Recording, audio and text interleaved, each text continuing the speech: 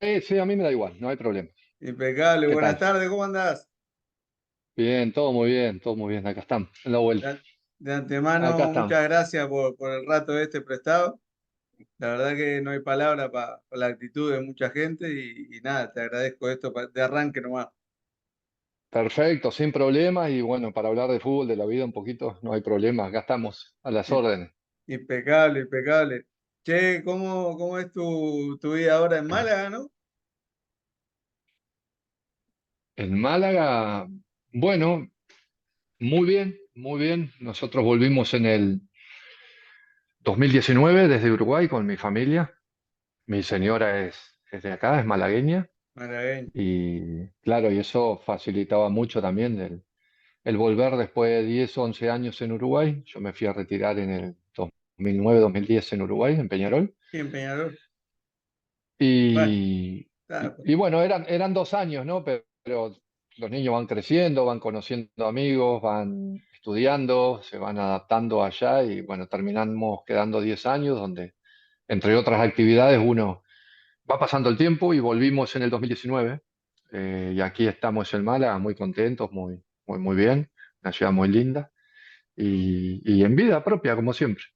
me alegro por esa parte familiar que uno al ser jugador, ¿no? Se pierde muchas cosas quiero no, entre viajes, partidos y demás, y ahora que estén aprovechando juntos.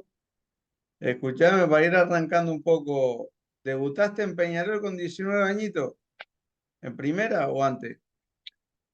Debuté con 18 años, sí, sí, 18. 18 años recién cumplidos y en el año, si bien entrené 3 meses en el año 94, a fin del 94, debuté en enero del 95, que la verdad unos recuerdos espectaculares. Época mala, Peñarol esa.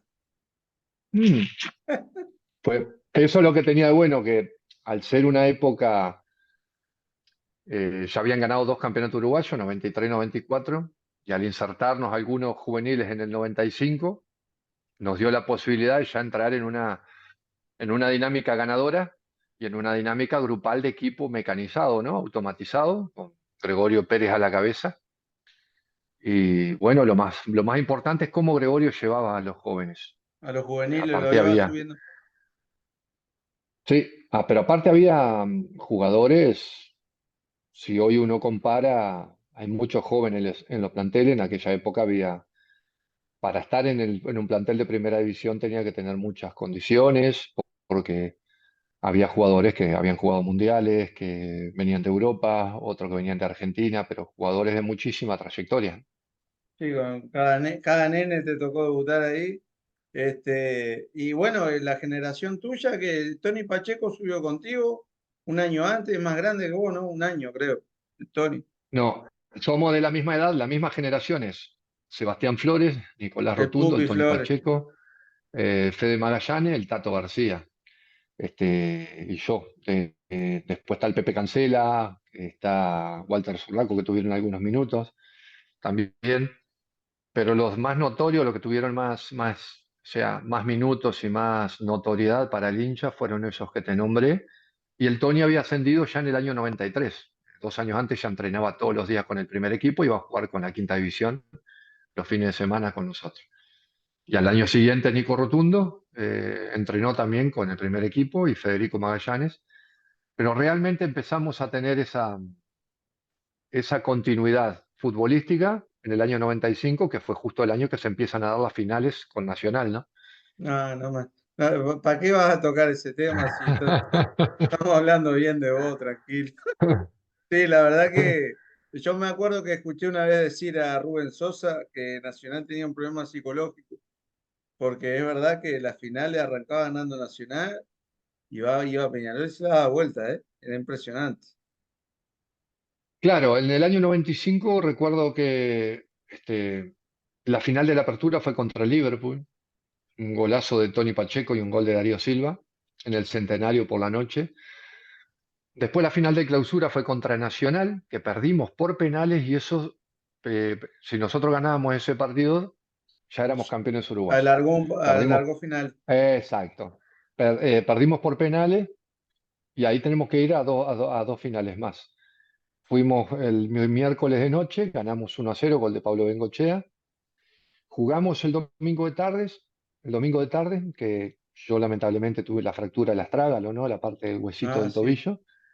Y el miércoles de noche la tercera final, que fue el 3-1, aquel imborrable de la memoria a todos los peñarolenses, que fue tremendo, ¿no? El gol de Lucho Romero, el de Bolita Lima, que en paz descanse, sí. y el gol de Pablo Bengochea, el tercero, que eso no permitió ganar el tricampeonato, y el primer torneo de finales contra Nacional, que fue el año 95. Directo, claro. Sí, no, bastante me acuerdo. Me acuerdo que íbamos con amigos a los bares. Y la verdad que a mí el fútbol me gusta jugarlo, siempre me gustó, mirarlo. Y aparte después me gusta el molestar a los amigos, ¿viste? Porque si no tenemos eso con el fútbol, el meterse con uno. Uno primero quiere que gane su club por el club. Y después para darle palo a los otros. Que a veces lamentablemente el tema del fanatismo lleva a que no puedas hablar en ese tipo de cosas, pero sí, yo me acuerdo que íbamos a los bares y desesperaba a ver que terminara. Y después íbamos a hacer un Peñarol Nacional a la plaza y se armaba cada lío. Eso es lo que te permite Escuchame, el fútbol, que el ida y vuelta con los amigos también, ¿no? Sean de Peñarol o de Nacional, claro, las claro. cargadas con respeto siempre, pero bueno, y el análisis post partido que del fin de semana al miércoles pasás hablando todo el día de fútbol. Ah, somos todos entrenadores, todos la tenemos clara. ¿Cómo les pega a Mm. ustedes eso? Que de repente va y te dice, no, tendrías que haber hecho. Y de repente te lo digo yo hablando, tomando una cerveza en un banco de una plaza. Mirá, uno al ser profesional se tiene que adaptar a diferentes circunstancias y muy importantes y que se dan cotidianamente, ¿no? En los partidos de fútbol, en la prensa, en todos lados. Primero, cuando sos del interior, el viejo dicho, el hermano jugaba mejor que él. Sí, la clase. Acá hay 10 jugadores que juegan mejor que él. Uh, Sí, sí. eh, Va un equipo de acá de mi ciudad y le mete 3 goles. Esos son todos típicos versos de la gente de una ciudad del interior. Este, pero te tenés que adaptar a todo eso. Yo muchas veces en mi vida, en un asado, tu hermano jugaba bastante mejor que vos. Digo, sí, tienen razón. Eh, pero le pasa a todos, no era solo a mí. Va el hermano de Cavani, el hermano de este era bastante El mejor. Y hermano son dichos de Recoba, ciudad, del interior. sí. Es como dicen que el hermano del Chino Recoba, creo que era, que decían que jugaba mejor que él. Claro, entonces Sí, uno, a ver, y uno se tiene que adaptar a todas esas circunstancias. Después, por ejemplo, perdés un partido el domingo con Peñarol y el lunes o el martes, es una barbaridad. Yo no sé por qué no van a buscar jugadores al interior, que hay 20.000 jugadores mejor que ese, que jugó en esa posición. Pero claro, uno se tiene que adaptar tanto a, a que no todo es bueno cuando se gana, que te alaba todo el mundo, jugaste un buen partido y no sí, sí, creértela, sí. ni todo malo cuando se pierde. Porque aparte hoy estamos viviendo algo que en aquella época no se vivía, que son el tema de las redes sociales. Ah, te mata. Este, Hoy jugás 30 minutos en primera división, te sacás una selfie en el vestuario, la publicás en redes sociales y subís 5.000, 6.000 seguidores Eh, en tus redes sociales. Y eso lleva un poco al engaño, ¿no? A decir mm, que soy así, soy tan bueno para tener 6.000 seguidores. Entonces, es toda una bola de nieve que te va engañando tu día a día, con lo cual tenés que estar muy centrado. sí, es fácil marearte. Hoy por hoy haces un gol y de repente hiciste un gol en 16 partidos. Pero ya te escriben, sos un fenómeno. De la misma forma que después te matan cuando no haces el otro. Eso no hay Es muy forma de peligroso. escapar. Eso, es muy peligroso porque también el anonimato de las redes sociales lleva Claro. a la cobardía, ¿no? Muchas veces. Entonces uno detrás de un anonimato, en Twitter, en Instagram, en lo que sea, puede tener la herramienta de criticar solo para hacer daño, con todo lo que eso conlleva, ¿no? Porque hay muchos chicos jóvenes que no tienen la preparación, no tienen el sustento educacional como para soportar una crítica o ir un poquito más allá, una crítica desfundada, ¿no? Porque la crítica es crítica, pero ya entrar en el plano personal, Personal, claro. en el plano de amigo, de razas, de una cantidad de cosas, bueno, hoy en día vivimos todo eso y es muy peligroso. Sí, claro. Mirá, tengo un par de preguntas de gente de internet. Hay uno que es Carlos Mayero 09 que me está preguntando que te diga que cómo fue tu pasado en Salto, sos salteño, aparte de la pica con los sanduceros de toda la vida, cómo fue esa infancia? Bueno, la infancia, como todo niño del interior, para mí es espectacular, ¿eh? A mí que me perdone la gente de la capital, pero evidentemente Montevideo es una ciudad que me encanta, desde los 15 años que viví ahí. Pero el criarse en el interior, ¿no? El correr por la calle libremente, ahora menos, con menos libertad, porque lógicamente ya las motos, una cantidad, la velocidad, Sí, los peligros son otros. Pero el interior es muy lindo, muy lindo. Y después, bueno, la pelota de fútbol debajo del brazo, con todos mis amigos, como siempre, terminar la escuela, ir a un campito de fútbol a jugar, esperar partido de fútbol por la televisión, juntarnos, como vos decías, a comentar tal partido de fútbol. Y esa fue más o menos mi vida, la vida del interior, ¿no? Yo qué creo feliz por un que niño. en el interior se nota más lo que es la infancia y se nota más también lo que es el amor por el fútbol. Porque el montevideano tiene el fútbol a la vuelta de la casa. Vos querés ir a ver un partido, te va del Prado, tenés cuatro canchas Sí, juntas. Belvedere, Bellavista, River, Wander. Tenés diferentes zonas con diferentes canchas. Pero en el interior eso cuesta. Cuesta el ir a ver un partido al Estadio Centenario. Es como un sueño para los niños del interior.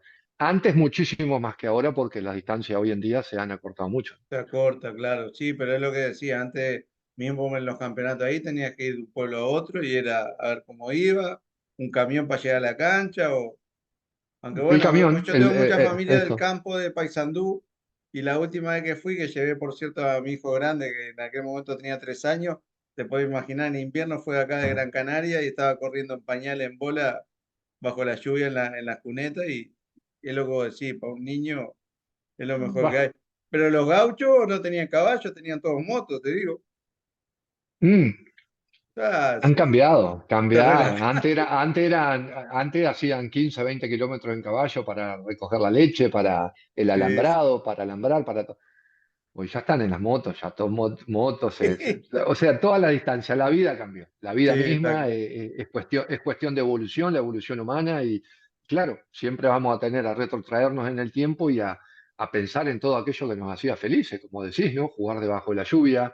eh, ¿Cuántos juegos se hacían sin la tecnología? Sí, La no, claro. payana, las cartas, las bolitas, miles, miles de juegos. Está clarísimo. Es verdad que no teníamos esas cosas, pero también yo creo que me acuerdo cuando llegó la Nintendo y no se le daba tanta bola, era más estar tirado en la calle. Y eso es lo que vos decís, en Montevideo aprovechábamos domingo, dos piedras en la calle, en el barrio, que yo estaba en la UA y no pasaba un alma y a jugar al fútbol nomás, hasta que te denunciaban y venía la policía y corría, ¿qué va a hacer? Esas cosas son muy, muy lindas y que se han perdido, ¿no? Un poco Sí, el fútbol callejero, pero se han perdido no porque por falta de ganas, se ha perdido por los sí, no, peligros claro. que hoy la calle conlleva, ¿no? Sí, sí, está clarísimo. Y escúchame, en Uruguay sí debutás con 19 años, ¿no? Nene. Un nene En con... la selección, sí, sí, sí, en la selección mayor debuto con 19 años también. Lo que pasa que estar en ese nivel en Peñarol, en un Peñarol ganador, me permitió que los tres técnicos que tuve eran Pichón Núñez, Máspoli y Juan Auchaín confiaran en mí. Y sí, sí, debuté, que eso también me valió que me vieran en Europa a tan joven edad, ¿no? Lleno de generales esa selección uruguaya. Lleno de Esa generales. selección, sí, pero los objetivos no se cumplieron, quedamos fuera del Mundial del 98, Francia. pero había cada nene que uno lo miraba por televisión hacía pocos años atrás y no podía creer que estuvieras con ellos. Lo que es, lo lindo que es el fútbol, ¿no? Porque yo... Me ha pasado casi siempre con todas las selecciones. Vos ves los jugadores que tiene Uruguay en la selección, ves los nombres y decís, si no sos campeón del mundo, andá ahí. Y sin embargo, te cuesta la eliminatoria. Bueno, hay cantidad de mundiales que nos fuimos, que, como Francia, que vos decís, ¿cómo no podemos estar? ¿Qué pasa ahí? Alguna brujería hay, los hermanos. No, no, pero lo que pasa, a ver, la explicación es sencilla y fácil. Proyecto. en aquellos años no existían proyectos. Nosotros, por ejemplo, dame un segundo que está mi Nada, señora ahí tranquilo. para. Si hay problema o algo, lo que sea, lo podemos dejar, ¿eh? No, no, como yo le había avisado y se ve que se olvidó y ahora me dijo, ay, sí, todo es verdad, perdona, no sé qué. Nada, un saludo para tu mujer, no pasa nada. No, no. Que Bueno, sí, te que explico, decías que no. no hay proyecto. Claro, entonces, que nosotros, por ejemplo, a mí me tocó concentrar incluso en la habitación con Enzo Francescoli. O Ah, sea, yo lo miraba, al Enzo lo miraba por la televisión, temblaba cuando lo veía a Francescoli, ¿no? Él el mayor y yo el menor de esas eliminatorias. Y claro, no sabíamos lo que iba a venir después, pero nosotros hasta el Mundial 2002 fue toda una desorganización sí, generalizada, incluso en el periodo de Jorge Fossati, que también fui partícipe en las eliminatorias al Mundial del 2006, que fue campeón Italia. sí, la Y de bueno, Alemania. exacto. Entonces, ¿qué pasa? Nosotros nos convocaban a la selección. Un día entrenábamos en una cancha, otro día concentrábamos en un hotel, otro día nos íbamos a otro hotel.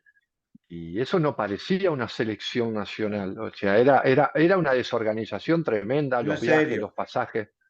Entonces, con el correr de los años, cuando entra el maestro Tavares, hizo un proyecto de selecciones ejemplar, cambiando primero que nada la logística, la infraestructura de nuestra selección y a partir de ahí los valores no sociales, los valores deportivos que significaba llevar la camiseta de la selección.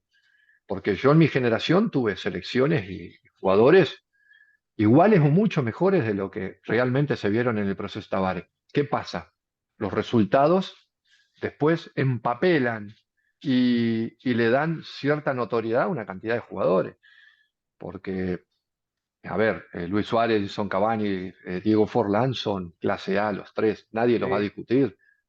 Pero en aquella época teníamos a Rubén Sosa, Enzo Francesco, el Chino Recoba, Paolo Montero, Darío Fabián O'Neill. Silva, Fabián O'Neill, que en paz descanse, pobrecito, que es un futbolista diferente en todos los sentidos, ¿no? Entonces, había monstruos de verdad, Pablo Javier Bengochea, el Patito Aguilera, por favor, el Patito Es Aguilera, que jugador. agarraste como tres generaciones de futbolistas vos. Exactamente, son tres Porque me acuerdo del eliminatorias Patito donde, Aguilera en el 90, la de Francia, jugás con él. exacto, Daniel Fonseca, Patito Aguilera, Lenzo, Rubén Sosa, Una locura. pero jugadores que vos lo veías y yo digo, yo me sentía, digo, ¿qué hago acá? Porque la verdad que los veía, era la época de pocas redes sociales que se disfrutaba de un entrenamiento. Y bueno, después conforme fue pasando el tiempo, le fui dando la importancia necesaria a lo que era un proyecto, ¿no? Y me terminó de convencer que un proyecto deportivo es la base de todo objetivo, de todo resultado. Claro, Porque te brinda te brinda una cierta resistencia ante la adversidad en el mediano y en el largo plazo. Y está claro. quien sepa llevar eso y tiene, no digo el éxito asegurado, pero sí tiene un 70% del trabajo hecho. Está clarísimo. Imagino lo que hablabas, ¿no? Ese que el triunfo lo que papela. Yo me acuerdo Messi, por ejemplo, sin ir más lejos, en Argentina hasta que ganó Mundial, Copa América, no quería ni ver, porque es así, el fútbol es eso, tenemos otro como Messi y hasta que no ganó título, que se fuera a jugar con España, le decían, igual no la gente, pero periodistas y es una No, locura. pero Y ese es un de que, ejemplo muy válido, porque tenés una selección que fue campeona del mundo, que sacó a Diego Armando Maradona, a Mario Alberto Kempe, a Lionel Messi, las tres figuras de los mundiales que ganaron. Este, y se hablaba de Messi, que no sentía la camiseta de la sí, selección, una y uno locura. se va antes de ganar la Copa América de Brasil. Lo que hacía Messi en la cancha era tremendo, era igual o mejor de lo que hacía ahora. ¿Qué pasa? Los objetivos, los triunfos siempre resaltan el rendimiento. Sí es verdad que Messi en este último mundial fue un jugador muchísimo más completo, porque fue un jugador de organización, un jugador no solo de habilidad individual y de talento individual, sino fue un jugador organizacional para su equipo. Estudiaba, un estratega, cuando tenía que meter cambio de frente metía.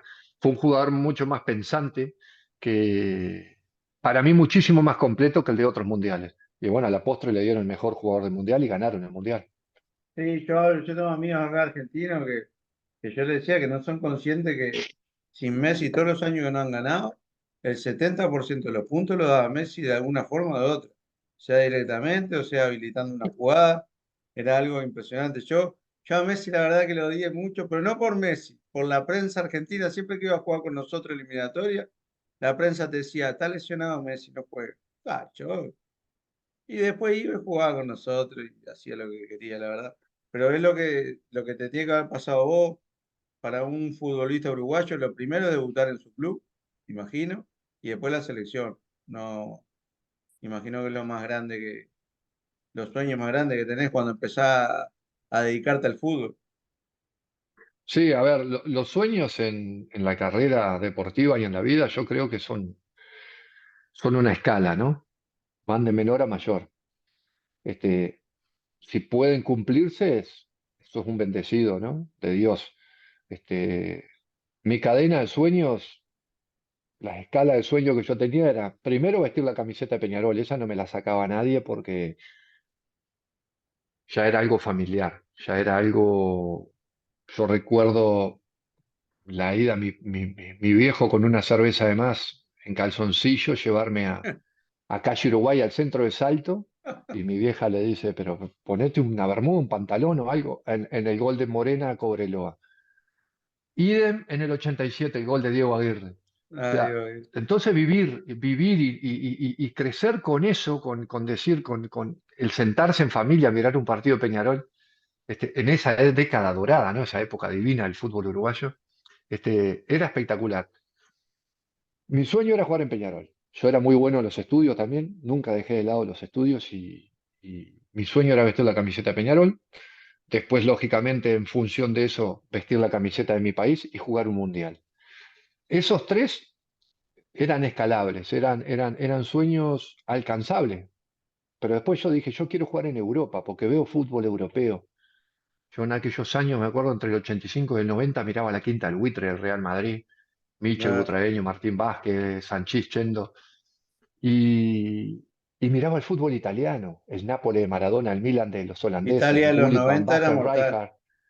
Rijkaard. Italia en la década del 80 fue el fútbol más fuerte del mundo, hasta Sí, sí. empezando los 90, hasta el 94. Después ya España lo iguala y empieza a crecer la liga española. Hoy en día la liga inglesa. Este, entonces uno miraba eso y ¿por qué no? ¿Por qué no ir a jugar a Europa? Entonces la escala de sueños se me fue dando en función de los primeros sueños que tenía. Jugué en Peñarol, en la primera salí campeón con el equipo de Millamores, jugué en la selección, me vine para Europa y jugué un mundial. Entonces, este, son cosas que van en cadena, te van Uno te lleva a enseñando, otro. uno te lleva a otro, pero lo que siempre necesitas es rendimiento y saber dónde estás parado. Si no, para un pibe de 18 años es muy, muy complicado.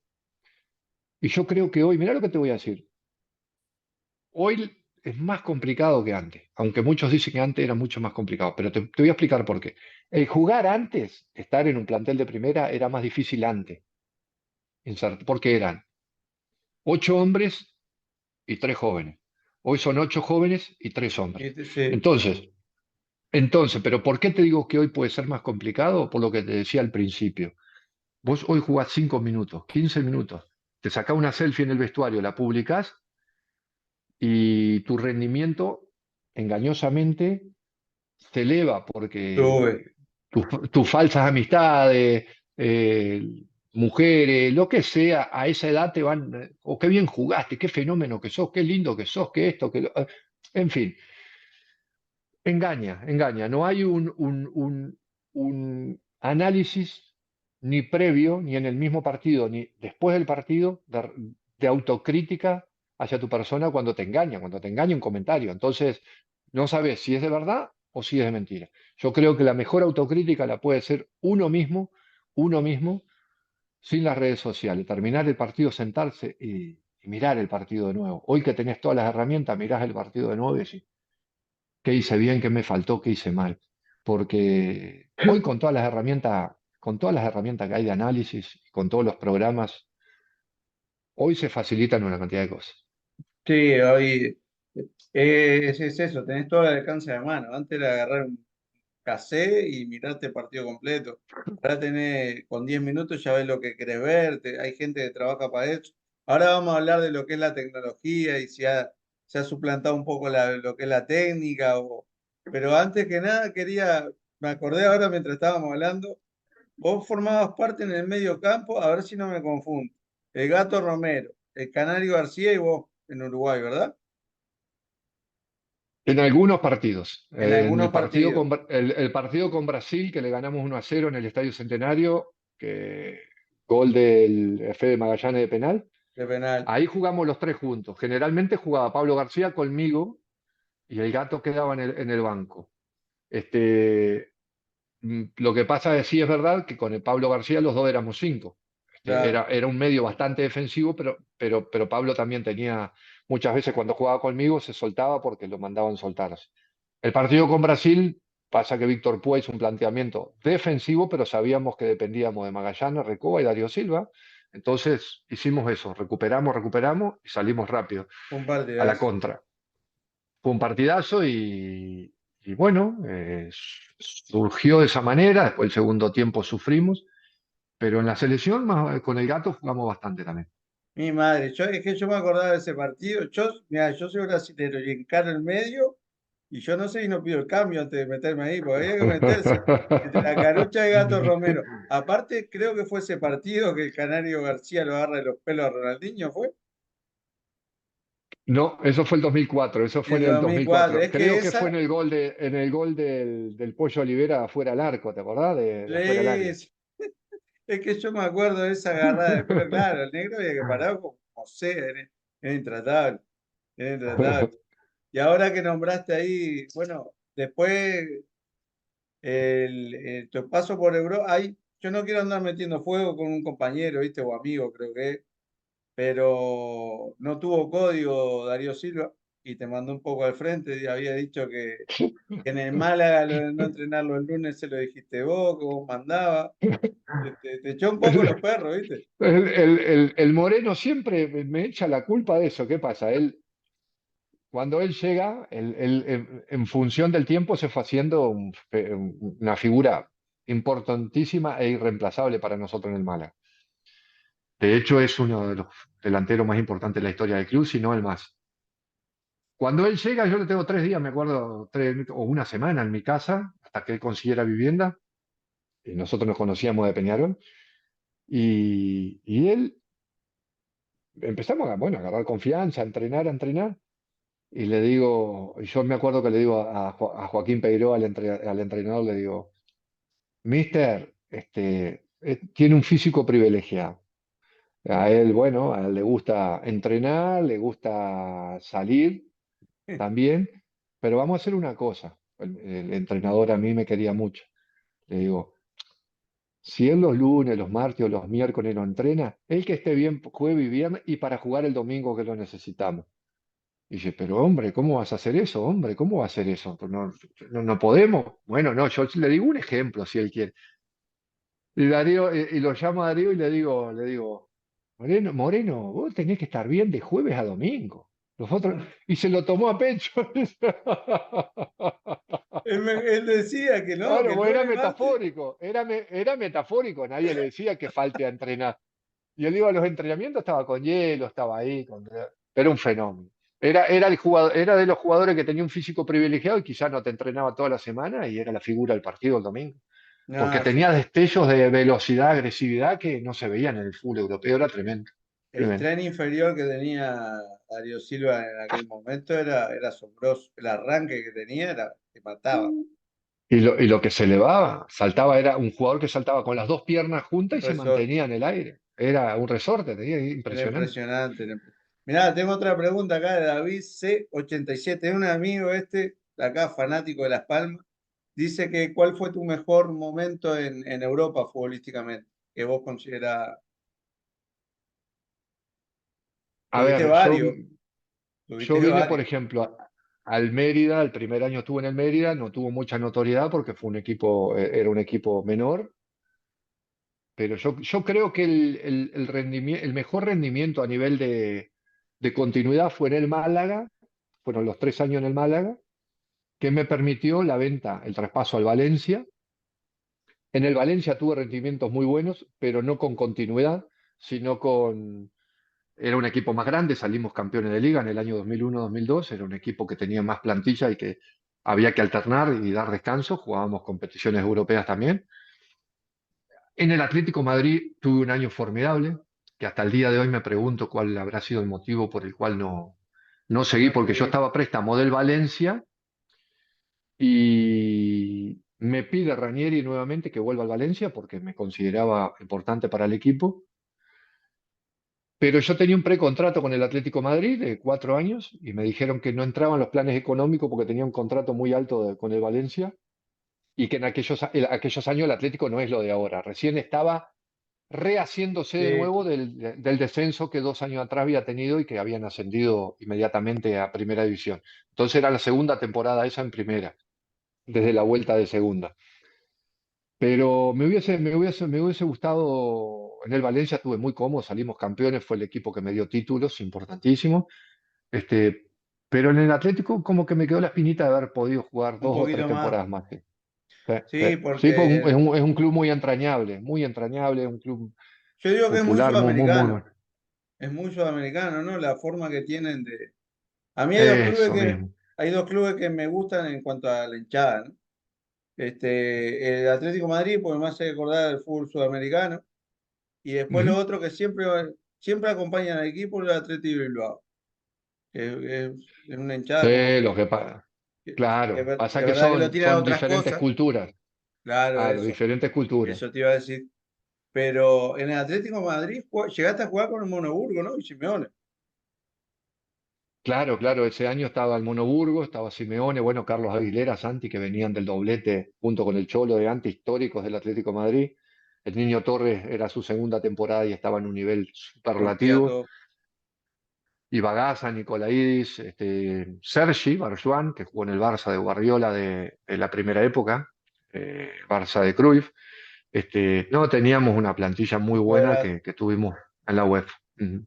el Monoburgo, un loco de la guerra. Yo me acuerdo cuando hacía Ah, practicar que le pateaban a la cara. Era mortal.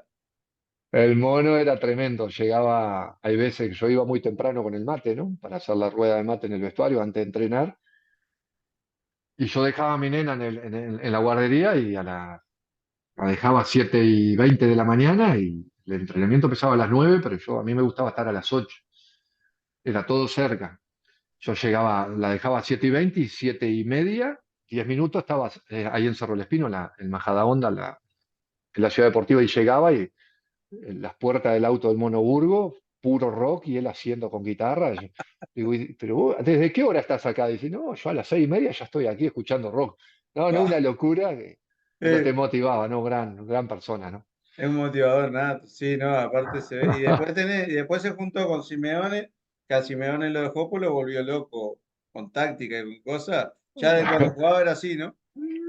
Bueno, yo con el Cholo compartíamos habitación en las concentraciones y a veces el Flaco Lequi argentino y el Caño Bagaza Sí. me mandaban mensaje de texto, todavía no había WhatsApp, ahí es el año que está saliendo el WhatsApp. Y me decía, ¿y cómo van esas charlas tácticas? ¿A las 2 de la mañana?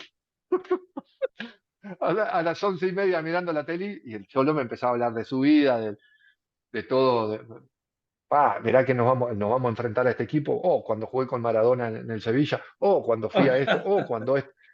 Pero era él, yo por mí podía estar hasta las 6 de la mañana hablando, porque eran cosas que uno la veía por la tele.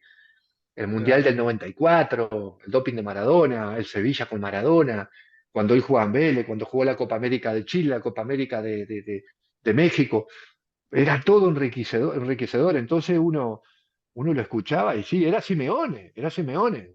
ídolo del Atlético de Madrid ya en esa época. O sea, era muy enriquecedor todo. y se veía que iba a ser entrenador, ya de ahí Sí, veía, no se, había otra posibilidad. se veía porque, mirá, nosotros los jueves quedábamos a comer en La Pampa, Argentina, que era un asador enfrente a donde entrenábamos, a Cerro El Espino. Y yo recuerdo que era una mesa redonda, estaba el profe Ortega, que era el preparador físico en esa época, y ahí hizo relación con el Cholo. Era Lecky, el Mono Burgo, Pínola, que estaba en River, Caño y Bagaza, el Cholo y yo. Y me acuerdo que estábamos en el postre o algo y era con los escarbadientes y empezaba a sacar escarbadientes y dice que este de acá, este va acá, este va acá, este va acá. O sea, un enfermo de la táctica y ya te das cuenta cuando alguien es fanático de la Claro. táctica y la estrategia, ¿no?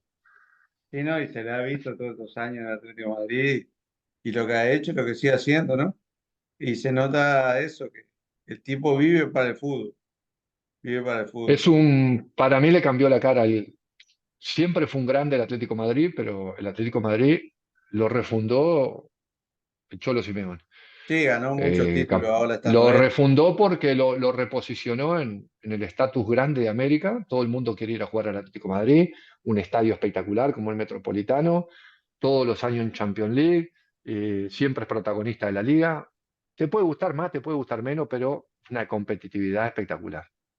Ah, no, sí, está claro. Mirá, tengo otra preguntita ahí de Ismalán. ¿Cuál fue para vos el mejor jugador?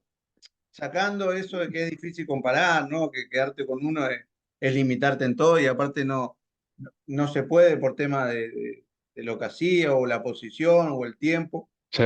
Y acompañado de alguna anécdota, si tenés. Este, el mejor jugador que yo me enfrenté, O jugaste que o yo jugué. enfrentaste, lo que vos consideres. Ujú.